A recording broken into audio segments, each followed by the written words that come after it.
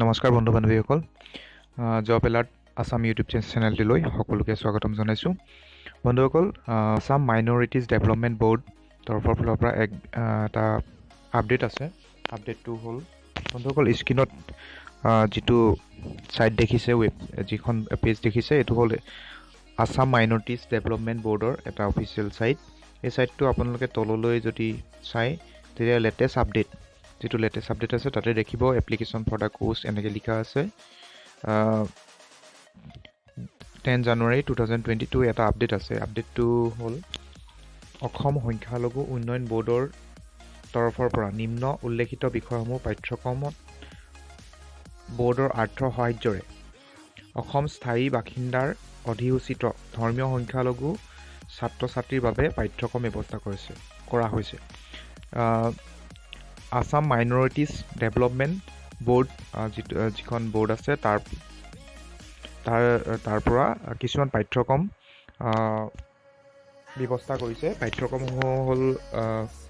যিসমূহ পাঠ্যক্ৰমত 90% খৰচা বহন চৰকাৰে কৰিব আৰু 10% খৰচা কেণ্ডিডেটসকলে কৰিব লাগিব ইচ্ছুক ছাত্ৰ ছাত্ৰীয়ে অহা 28 জানুৱাৰী 2022 তাৰিখৰ ভিতৰত আছাম মাইনৰিটিজ ডেভেলপমেণ্ট ব'ৰ্ড ৱেবছাইটত অনলাইন যোগে আবেদন দাখিল কৰিব লাগিব অসম্পূৰ্ণ আবেদন পত্ৰ গ্ৰহণযোগ্য নহ'ব বন্ধুসকল জাননীখনত লিখা আছে যে 28 জানুৱাৰী 2022 তাৰিখৰ ভিতৰত আবেদন দাখিল কৰিব লাগিব এই জাননী পাঠ্যক্ৰমসমূহৰ আবেদন দাখিল কৰা last date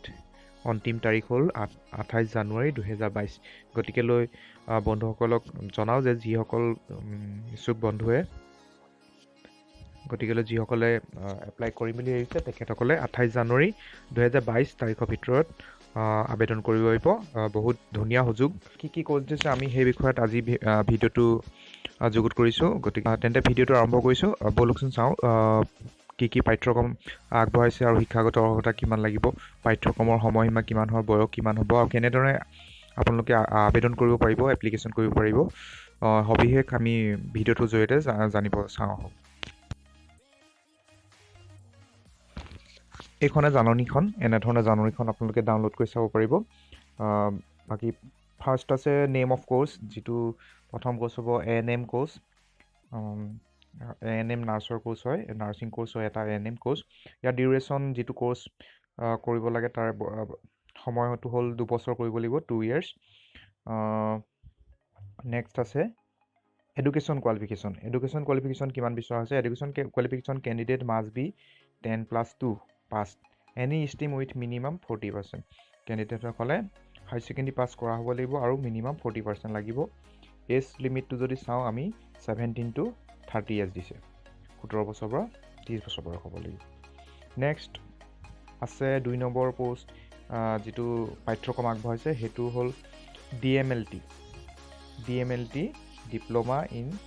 medical laboratory technician ইয়াতে কোৰ্চটোৰ টাইম হয় 2 years 2 বছৰীয়া পাঠ্যক্ৰম হয় এইটো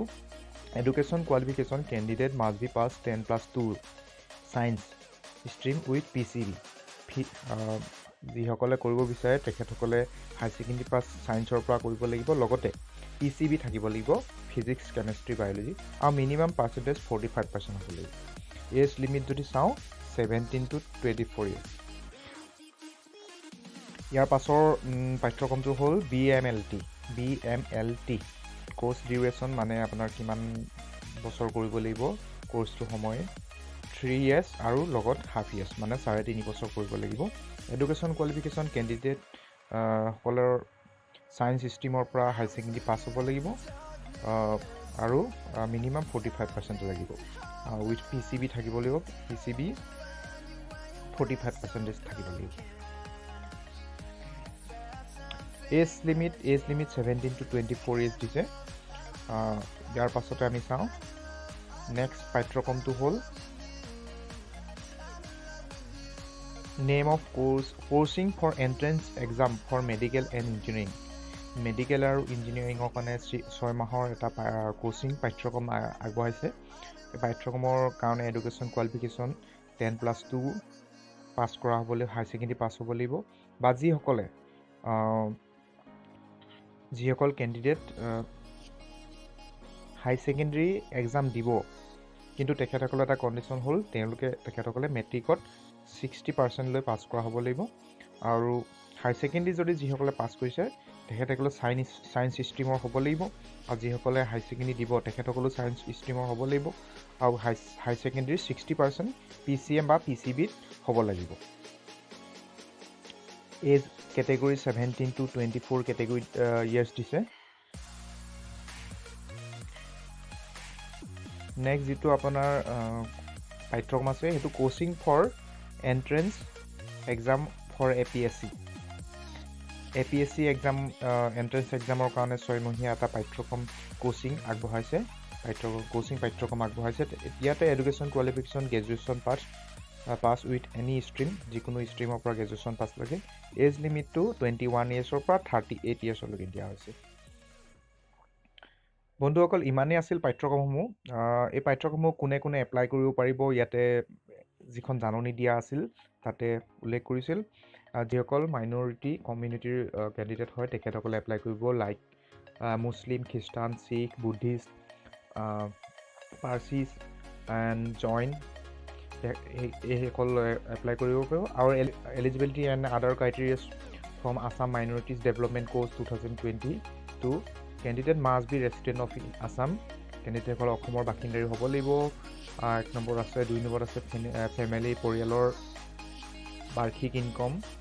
2 লাখ টকাতকৈ বেছি হ'লে নহ'ব।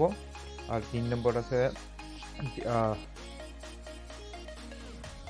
3 নম্বৰতে আছে কেণ্ডিডেট যিসকলে ছিলেক্টেড হ'ব কোৰ্ছ কৰিবৰ কাৰণে তেখেতসকলে 10% যিটো খৰচা হয় এইটো এডমিশ্যনৰ টাইমতে দিব লাগিব, আৰু বাকী যিটো 90% হয় 90% খৰচাটো গভৰ্ণমেণ্টে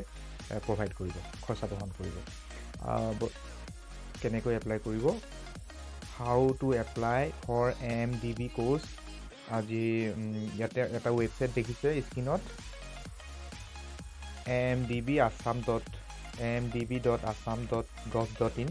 এই ৱেবছাইটটোত গৈ আপোনালোকে এপ্লাই কৰিব পাৰিব। Thank you. আজি ভিডিঅ'টো ইমানতে শেষ কৰিছোঁ। বন্ধুসকল, ভিডিঅ'টো চাই কেনে পালে জনাব, কমেণ্ট কৰি জনাব, লগতে লাইক আৰু শ্বেয়াৰ কৰি দিব। জব এলাৰ্ট আছাম ইউটিউব চেনেলটোৰ ভিডিঅ' যদি প্ৰথম চাইছে তেনেহ'লে আগলৈ এনেধৰণৰ ভিডিঅ' পাই থাকিবৰ বাবে আপোনালোকে চেনেলটো ছাবস্ক্ৰাইব কৰি ল'ব। ধন্যবাদ।